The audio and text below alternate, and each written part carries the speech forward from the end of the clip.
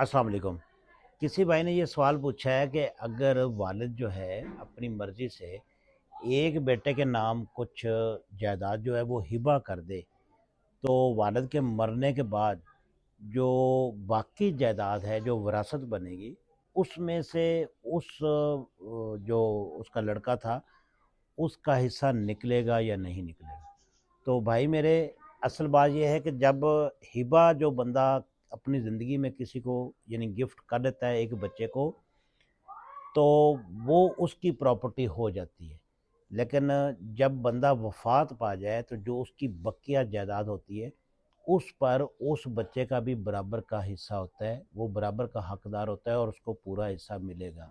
अब इसकी मिसाल ऐसे ले लें कि 3 बेटे थे एक बंदे के, और उसके पास जो था वो 3 एकड़ ज़मीन थी। 1 एकड़ उसने हिबा कर दिया एक बेटे को, तो जब दोबारा जो है वो फौत हो गया तो उसकी विरासत बनेगी, तो वो जो 2 एकड़ बचे हैं वो 3 बेटों में बराबर तक़सीम हो जाएंगे। उम्मीद है समझ आ गई होगी। बहुत शुक्रिया।